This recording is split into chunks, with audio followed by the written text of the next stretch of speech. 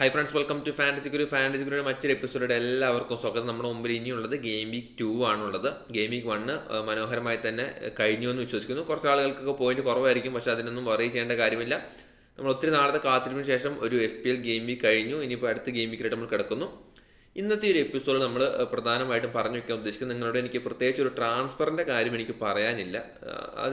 അതല്ലാതെ മൊത്തത്തിൽ game week 1 കണ്ട കാര്യങ്ങളും അല്ലെങ്കിൽ മൊത്തത്തിൽ ഇപ്പോൾ ട്രെൻഡിങ് ആയിട്ട് നടക്കുന്ന കാര്യങ്ങളെ പറ്റിയുള്ള എൻ്റെ അഭിപ്രായം ഒന്ന് പറഞ്ഞു വെച്ച് അങ്ങനെ നമുക്ക് ഈ വീഡിയോ കണ്ടിന്യൂ ചെയ്ത് പോകാമെന്ന് വിശ്വസിക്കുന്നു.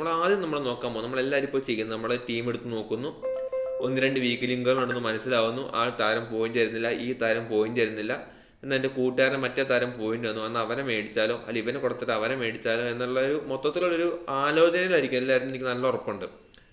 ഇങ്ങനെ ഒരു സാഹചര്യത്തിൽ നമ്മുടെ മനസ്സിലായിട്ട് വരുന്ന ഒരു ചോദ്യം, നമ്മളിപ്പോൾ ഒരു ട്രാൻസ്ഫർ നടത്തേണ്ടതുണ്ടോ? ഗെയിം വീക്ക് 1 കഴിഞ്ഞതിന് ശേഷം ഒരു ട്രാൻസ്ഫർ ഇപ്പോൾ നടത്തേണ്ട ആവശ്യമുണ്ടോ എന്നുള്ള ചോദ്യത്തിന് സ്ട്രേറ്റ് ആയിട്ടുള്ള ആൻസർ നോ എന്നാണ്. ഇപ്പോൾ ഒരു ട്രാൻസ്ഫർ തൽക്കാലം ഞാൻ നിങ്ങൾക്ക് സജസ്റ്റ് ചെയ്യില്ല.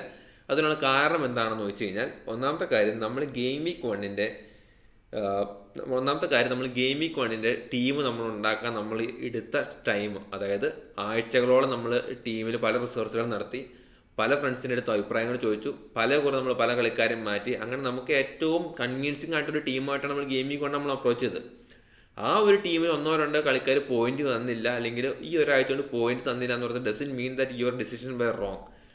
നമ്മൾ ചെയ്യേണ്ടത് എന്താണെന്ന് വെച്ചാൽ, നമ്മൾ ഇത്രയും ഇഫേർട്ട് ഇട്ട് ഉണ്ടാക്കിയ ടീമിന് കുറച്ചുകൂടെ സമയം കൊടുക്കുക എന്നുള്ളതാണ്. എങ്ങനെയാണ് സമയം കൊടുക്കാമെന്ന് ഉദ്ദേശിക്കുന്നത്? ഒരു ടീം അവരൊരു ഹോം ഗെയിമും എവേ ഗെയിമും കഴിയട്ടെ. ചില ടീമുകൾ ഹോം ഗെയിമിൽ നല്ല കളിയായിരിക്കും, എവേ ഗെയിമിൽ മോശമായിരിക്കും. സോ ഒരു ഹോം ഗെയിമും ഒരു എവേ ഗെയിമും കഴിഞ്ഞ് കഴിയുമ്പോൾ നമുക്ക് ഏറെക്കുറെ എന്താണ് സംഭവിക്കാൻ പോകുന്നത് എന്നുള്ള കാര്യത്തിൽ ഏറെക്കുറെ ഒരു ധാരണ ഉണ്ടാവും, അല്ലെങ്കിൽ ആ ടീമിൻ്റെ പെർഫോമൻസിനെ പറ്റി നമുക്ക് ധാരണ ഉണ്ടാവും. നമ്മളിപ്പോൾ ചെയ്യാൻ പോകുന്നത് എന്താണ്? 90 മിനിറ്റ്സ് കളിച്ചു, ഓക്കെ ഇവൻ കൊള്ളത്തില്ല, ഇവൻ വിൽക്കാൻ പോകാന്നുള്ളൊരു ചിന്ത, അത് ഒരു എടുത്തിയാട്ടമാണ്. നമ്മുടെ ഇത്ര നാളത്തെ എഫേർട്ട് ഇട്ട് നമ്മൾ ഉണ്ടാക്കിയ ടീമിനോടുള്ള വിശ്വാസക്കുറവാണ്. അതുകൊണ്ട് തന്നെ നിങ്ങൾ തൽക്കാലം ഗെയിം വീക്ക് 1 ട്രാൻസ്ഫർ ഒഴിവാക്കാം. രണ്ടാമത്തെ കാര്യം എനിക്ക് അതിൻ്റെ കൂടെ തന്നെ പറയാനുള്ളത്, ഗെയിം വീക്ക് 2 കഴിയുമ്പോഴേക്കും നമുക്ക് ഏറെക്കുറെ ഇതിലും ഇരട്ടി ഇൻഫർമേഷൻ നമുക്കുണ്ടാവും. ഒരു പാറ്റേണിൻ്റെ മുമ്പ് പതുക്കെ നടന്നു നീങ്ങാനായിട്ട് മനസ്സിലാവും. ലെറ്റ്സ് സേ ചിലപ്പോൾ ആർസണൽ അറ്റാക്ക് ഒരു എന്താണ് പറയുന്നത്, ഇപ്പോൾ ഫസ്റ്റ് കളി ഗോൾ അടിച്ച് നമുക്കൊരു റിലയബിൾ ആയിട്ട് തോന്നാൻ കഴിയും, അല്ലെങ്കിൽ ഏതെങ്കിലും ഡിഫൻസ് നല്ല സ്ട്രോങ് ആയിട്ട് നമുക്ക് ഏതെങ്കിലും ടീമിലേക്ക് ഫീൽ ചെയ്യാൻ തുടങ്ങും. ഗെയിം വീക്ക് 1 ഒരിക്കലും ഒരു ഇൻഡിക്കേറ്ററായിട്ട് എനിക്ക് തോന്നുന്നില്ല. ഇനി അതിൻ്റെ കൂടെ തന്നെ ആ ഒരു കാര്യത്തിൻ്റെ എക്സാമ്പിൾ പറയുകയാണെങ്കിൽ, let's say Chelsea versus city game നോക്കുകയാണെങ്കിൽ, നമ്മൾ ആ ഗെയിം കാണുമ്പോൾ മനസ്സിലാവുന്നത് എൻകൂക്കു was playing in the left side, ഒരു വിങ്ങറായിട്ടാണ് കളിച്ചത്. പക്ഷേ പേഴ്സണലി ഞാൻ ബിലീവ് ചെയ്യുന്നത്, അത് സിറ്റി ആയതുകൊണ്ട് മാത്രം എൻകൂക്കുവിന് ലെഫ്റ്റ് സൈഡിൽ ഇട്ടത് അവർ ലെഫ്റ്റ് വിങ്ങറായിട്ട് കളിപ്പിച്ചായിരിക്കും. അടുത്ത കളിയിൽ ഒരു വീക്കർ ഓപ്പോസിഷന് എതിരാണെങ്കിലും മിക്കവാറും എൻകൂക്ക് സ്ട്രൈക്കറായിട്ട് തന്നെ കളിക്കാനുള്ള ചാൻസ് ഉണ്ട്. അപ്പോൾ എൻകൂക്ക് ഓണേഴ്സ് കഴിഞ്ഞ കളി നോക്കുകയാണെങ്കിൽ ഓക്കെ, ഇവൻ സ്ട്രൈക്കറാവുന്ന പ്രതീക്ഷ നമ്മൾ വാങ്ങിയത്, പക്ഷേ ഇവൻ ലെഫ്റ്റ് സൈഡിൽ കളിക്കുന്നു, അതുകൊണ്ട് ഇവന് ഗുണമില്ലാന്ന് വിറ്റ് കഴിഞ്ഞാൽ ചിലപ്പോൾ അടുത്ത കളി ഇവൻ നമ്പർ 9 കളിക്കാൻ ചാൻസ് ഉണ്ട്. അതുകൊണ്ട് തന്നെ എൻകൂക്കുവിലെ കാര്യത്തിലും അല്ലെങ്കിൽ അത്തരത്തിലുള്ള കളി കൊണ്ട് വിലയിരുത്തുന്ന പകരമായിട്ട് അടുത്തൊരു കളി കണ്ട് നോക്കി കഴിയുമ്പോൾ വീണ്ടും ലെഫ്റ്റ് സൈഡിലാണ് എൻകൂക്കുവിനെ ഇടുന്നതെന്ന് വിചാരിക്കുക, നമുക്ക് വേണമെങ്കിൽ പുള്ളിനെ പറ്റി മാറ്റിയതിനെ പറ്റി ആലോചിക്കാം. അതല്ല അടുത്ത കളി സ്ട്രൈക്കർ ആണെങ്കിലോ നമ്മൾ വെറുതെ ഒരു ട്രാൻസ്ഫർ കളഞ്ഞെന്ന് തോന്നുകയും ചെയ്യരുത്. അതുകൊണ്ട് തന്നെ ഇത്തരം കാര്യങ്ങളിൽ എടുത്തിയാട്ടം കാണിക്കാതെ ഈ ഒരു ഗെയിം കൂടെ തൽക്കാലം നന്നായിട്ട് ഒബ്സർവ് ചെയ്യുക എന്നുള്ളതാണ് ട്രാൻസ്ഫറിൻ്റെ കാര്യത്തിൽ എനിക്ക് പറയാനുള്ളത്. അതിൻ്റെ കൂടെ തന്നെ ചില കാര്യങ്ങൾ, അതായത് ചില ട്രാൻസ്ഫറുകൾ നമ്മൾ അല്ലെങ്കിൽ ട്രാൻസ്ഫർ ഡിസിഷനായിട്ട് നമ്മൾ ഇപ്പോഴേ പ്രിപ്പയർ ചെയ്യേണ്ടതായിട്ടുണ്ട്. അങ്ങനത്തെ ഒരു പ്ലെയറിലായിട്ട് വരുവാണെങ്കിൽ, മറ്റേ ലിവർപൂൾ ഡിഫൻഡറായിട്ടുള്ള കൊൻസ, അങ്ങനെയാണ് പ്രൊനൗൺസ് ചെയ്യണമെന്ന് എനിക്ക് തോന്നുന്നു, നമ്മുടെ 4.5 നമ്മൾ ലിവർപൂൾ ഡിഫൻസിലായിട്ട് ഏറ്റവും ഈസി ആയിട്ട് എത്തിപ്പെടാൻ കഴിയുമെന്ന് വിചാരിച്ച ഒരു പ്ലെയർ ആയിരുന്നു. 4.5 മില്യൺ ഫസ്റ്റ് ഹാഫിന് കഴിഞ്ഞ ശേഷം പുള്ളിനെ സബ് ചെയ്തിട്ടുണ്ടായിരുന്നു. So my initial thought was like he got injured, then he got substituted എന്നായിരുന്നു വിചാരിച്ചിരുന്നത്. പക്ഷേ later we came to know that ഇതൊരു ടാക്ടിക്കൽ ഡിസിഷൻ ആയിരുന്നു. അതിനകത്തുള്ള കാരണം അവർ പറയുന്നത്, അല്ലെങ്കിൽ അർനെ സ്ലോട്ട് പറയുന്ന കാര്യം, ഡ്യുവൽസ് വിൻ ചെയ്യുന്നതിൽ ഈ കോൺസ പരാജയപ്പെട്ടു, അതുകൊണ്ട് തന്നെ ഗെയിമിന് കൺട്രോൾ ഇല്ലാതെ, അതുകൊണ്ടാണ് കൊനാട്ടേനെ കൊണ്ടുവന്നതാണ്.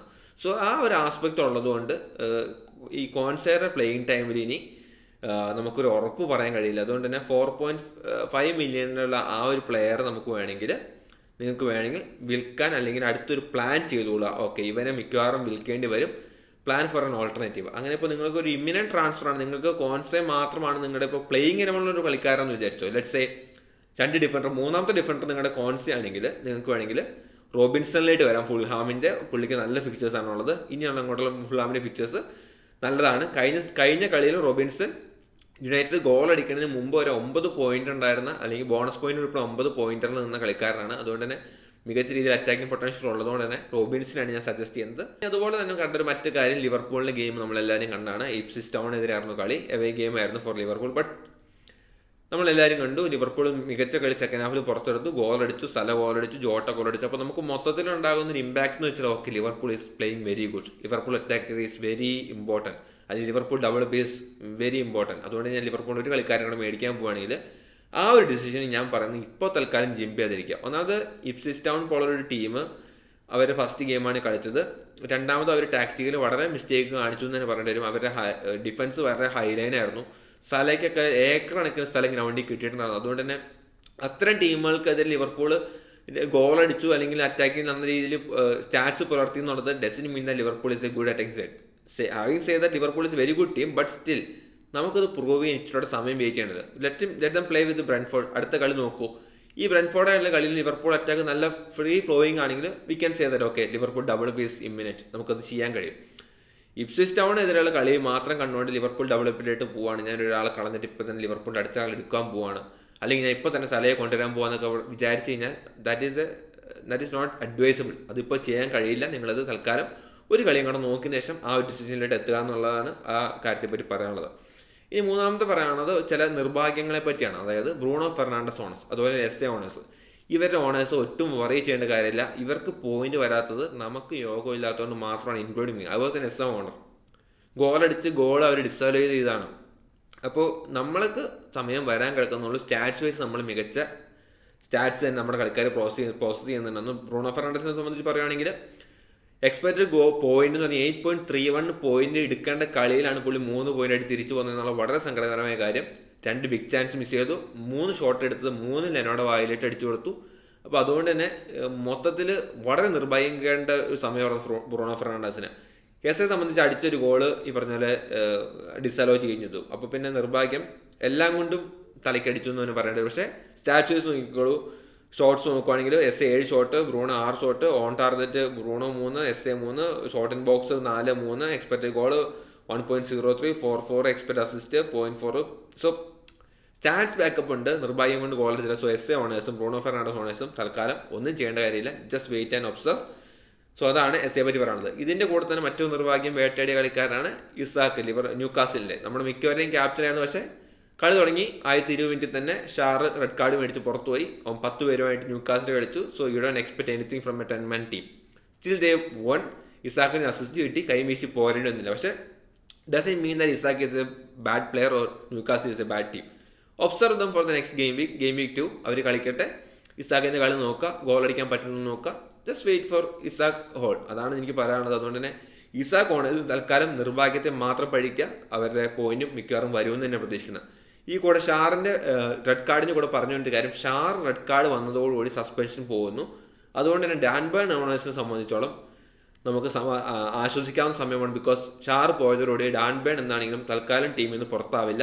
പക്ഷേ പുള്ളിയുടെ പ്ലേയിങ് മിനിറ്റ്സ് തൽക്കാലം ബാധിക്കാൻ ചാൻസ് ഇല്ല. അതുകൊണ്ട് Burn owners just relax, Burn is getting enough minute എന്ന് തന്നെ പറയേണ്ടി വരും. ഇനി അടുത്ത് നമ്മൾ നോക്കാൻ പോകുന്നത് മൊത്തത്തിലൊരു സിനാറിയോ പറഞ്ഞു വയ്ക്കാൻ പോവുകയാണ്. ഒന്നാമത്തെ, അതായത് നമ്മൾ ഈ ഒരു സീസണിൽ എക്സ്പെക്ട് ചെയ്യേണ്ട ഒരു കാര്യം, ഈ സീസൺ ഫുൾ ഓഫ് സ്വിങ്ങിൻ്റെ ഒരു സീസൺ ആയിരിക്കും. അതായത് മിക്ക ടീമാണ് നമ്മൾ നോക്കും മനസ്സിലാകുന്നത്, ഐദർ സല ഉണ്ടാവും അല്ലെങ്കിൽ ഹാലണ്ട് ഉണ്ടാവും. ഇപ്പോൾ ഈ ആഴ്ച കഴിഞ്ഞ ആഴ്ച ഗെയിം വീക്ക് 1 എന്ത് സംഭവിച്ചു? സല ഓണേഴ്സ് ലക്കി ആയിരുന്നു. അവരുടെ സല ക്യാപ്റ്റൻ ആയിരുന്നു, പോയിന്റ് അടിച്ചു, റാങ്കിൽ മുന്നേറ്റം ഉണ്ടായി. എന്നാൽ അടുത്ത ഗെയിം വീക്കിൽ മിക്കവാറും ഹാലണ്ട് ആയിരിക്കും ഗോൾ അടിക്കണേ. അപ്പോൾ സല ഓണേഴ്സ് നേരെ തിരിഞ്ഞു വരും, ഹാലണ്ട് ഓണേഴ്സിന് റാങ്ക് ജമ്പ് ഉണ്ടാവും. ഈ 2 പേരും ടീമിലുണ്ടവർക്ക് ഐ വുഡ് സേ നമുക്ക് ആ ഒരു ടെൻഷൻ ഇല്ല. പക്ഷേ ഇൻ ദ സെയിം ടൈം ബാക്കിയുള്ള അസറ്റുകൾ ഗോൾ അടിച്ചാലും പ്രശ്നമില്ല. അതുകൊണ്ട് തന്നെ മൊത്തത്തിലൊരു കുറച്ച് നാൾ അവർ കയറിപ്പോവും, അടുത്ത ഗെയിമിലേക്ക് തിരിച്ചു വരും, പിന്നെ അങ്ങനെ. അപ്പോൾ തൽക്കാലം ഇപ്പോൾ സല ഓണേഴ്സ് കയറി പോകുന്ന ഹാളണ്ട് ഓണേഴ്സ് വറി ചെയ്യേണ്ട കാര്യമില്ല. കാരണം വെച്ചാൽ നമ്മുടെ സമയം വരും, അല്ലെങ്കിൽ ആളണ്ടിൻ്റെ സമയം വരും, സല ബ്ലാങ്ക് ആവുന്ന ടൈമും വരും. അപ്പോൾ അത് മൊത്തം തിരിച്ചു പിടിക്കാൻ കഴിയും. അതല്ലാതെ ഇവരെല്ലാവരെയും കൂടെ ഒരുമിച്ച് പിടിച്ചൊരു ടീം ഉണ്ടാക്കാൻ നോക്കി കഴിഞ്ഞാൽ വിച്ച് ഇസ് ഇമ്പോസിബിൾ, അവരുടെ പ്രൈസ് വെച്ചിട്ട്. സോ എപ്പോഴും ഒരു റാങ്ക് സ്വിങ് അങ്ങോട്ടും ഇങ്ങോട്ടും പ്രതീക്ഷിക്കുക. നിങ്ങളുടെ ഒരു മൊമെന്റിനെ നിങ്ങൾ വെയിറ്റ് ചെയ്യുക എന്ന് മാത്രമാണ് പറയാനുള്ളൂ. ഇനി നമുക്ക് വലിയൊരു ഡൗൺ ദ ലൈൻ വലിയൊരു ഒരു പാറ്റേൺ കാണണം. Okay, Salah is keep on scoring and Haaland is not scoring at all എന്നൊരു പാറ്റേൺ കാണുകയാണെങ്കിൽ definitely we can say that okay you sell Haaland and bring Salah. At the moment I would say if you own Salah, keep Salah. If you own Haaland, keep Haaland. Don't do it like, sell Haaland and bring Salah, or sell Salah and bring Haaland. Don't do that. It doesn't make any sense because we are expecting a full swing season. അത് ഈ പ്രൈസിങ്ങിന് ഒരു പ്രത്യേകത കൊണ്ടാണ്. ഇനി നമുക്ക് last point പറയാനുള്ളത് ഈ ആഴ്ചത്തെ ക്യാപ്റ്റനെ പറ്റിയാണ്. Captain choice definitely Haaland owners സംബന്ധിച്ച് ഹാലണ്ട് തന്നെയാണ്. എന്തുകൊണ്ട്? ഹോം ഗെയിം ഇത്തിഹാദിൽ ഈ പറഞ്ഞ പോലെ കഴിഞ്ഞ 2 സീസണിൽ ഹാലണ്ട് 9 ഗെയിമാണ് പ്രൊമോട്ടഡ് ടീമിനെതിരെ കളിച്ചത്. അതിൽ 8 കളികളിലും ഹാലണ്ട് ഗോൾ അടിച്ചിട്ടുണ്ട്. ഒരു കളിയിൽ ഹാട്രിക് അടിച്ചു, 2 കളിയിൽ ഈ 2 ഗോൾ വെച്ച് അടിച്ചിട്ടുണ്ട്. സോ ഹാലണ്ടിന്റെ റെക്കോർഡ് ഗോളാണ്. ഒരു പ്രാവശ്യം മാത്രമാണ് ബ്ലാങ്ക് ആയിട്ടുള്ളൂ. ആദ്യത്തെ ഗെയിം വീക്ക് കഴിഞ്ഞപ്പോൾ ഷോട്ട് കൺസീഡ് 19 ഷോട്ടാണ് റാങ്കിങ്ങിൽ 19 ഷോട്ടാണ് ഐപ്സിച്ച് കൺസീഡ് ചെയ്തത്. ഷോട്ടിന് ഇന്ന് ബോക്സ് കൺസീഡ് ചെയ്ത് 13 ഷോട്ടുകൾ, ബിഗ് ചാൻസ് കൺസീഡ് ചെയ്ത് 6 എണ്ണം, expected goal concede 2.75, almost 3 goals Liverpool അടിക്കേണ്ടായിരുന്നു. എന്നെ ഏറ്റവും ഇൻട്രസ്റ്റിംഗ് ആയിട്ട് പറയുന്ന ഒരു കാര്യം, അവരുടെ ചാൻസുകൾ ഏറ്റവും കൂടുതൽ കൺസീഡ് ചെയ്യുന്ന ഡൗൺ ദ സെന്റർ, അതായത് 75% അവർ ചാൻസും കൺസീഡ് ചെയ്തിരിക്കുന്ന സെന്റർ ഓഫ് ഗോളിലാണ്. അതായത് ഹാലണ്ട് കളിക്കുന്ന ഏരിയ എന്ന് പറയേണ്ടി വരും. അതുകൊണ്ട് തന്നെ ഹാലണ്ടാണ് ഈ ആഴ്ചയിലെ ഏറ്റവും മികച്ച ക്യാപ്റ്റൻസി ഓപ്ഷൻ. ഹാലണ്ട് ഉള്ളവർ വേറെ ആരെയും ക്യാപ്റ്റൻ വെച്ച് റിസ്ക് എടുക്കാൻ പോകാതിരിക്കുക. ഇനി ഹാലണ്ട് ഇല്ലാത്തൊരു സ്ഥലമുള്ളവർ എന്ത് ചെയ്യുക? തൽക്കാലം സലയെ ക്യാപ്റ്റനൊക്കെ അല്ലെങ്കിൽ മറ്റൊരു അസറ്റിന് ക്യാപ്റ്റനൊക്കെ എന്നിട്ട് ഹാലണ്ട് ഗോൾ അടിക്കാതിരിക്കാൻ പ്രാർത്ഥിക്കുക. അതല്ലാതെ ഓക്കെ ഈ ആഴ്ച ഹാലണ്ട് കൊള്ളാം എന്ന പേര് സലയെ കൊടുത്തിട്ട് ഹാലണ്ടിനെ കൊണ്ടുവന്ന് പറഞ്ഞിട്ട് ഒരു 2 ട്രാൻസ്ഫർ നടത്തി ടീമൊക്കെ നശിപ്പിച്ച് നാരായണക്കാലിലാക്കി അവസാനം ഒന്നും ഇല്ലാത്തൊരവസ്ഥയിൽ പോകത്തിന് പകരം തൽക്കാലം നോക്കുക, അല്ലെങ്കിൽ സലയും കൊണ്ട് ഗോൾ അടിക്കാൻ പ്രാർത്ഥിക്കുക. അത് മാത്രമാണ് പറയാനുള്ളത്. സോ ഇതാണ് ഈ ഒരു ചെറിയ വീഡിയോ പറഞ്ഞു വയ്ക്കാനുള്ളത്. നിങ്ങൾക്ക് എന്തെങ്കിലും ഡൗട്ട് ഉണ്ടെങ്കിൽ തീർച്ചയായിട്ടും കമൻറ്റ് ബോക്സിൽ രേഖപ്പെടുത്താം. കഴിഞ്ഞ വീഡിയോയ്ക്ക് അത്യാവശ്യം വ്യൂ ഉണ്ടായിരുന്നു. നിങ്ങൾ കീപ് വാച്ചിങ് എസ്. നമ്മുടെ കണ്ടന്റ് ഇഷ്ടപ്പെടുന്നുണ്ടെങ്കിൽ തീർച്ചയായിട്ടും ലൈക്ക് ചെയ്യുക.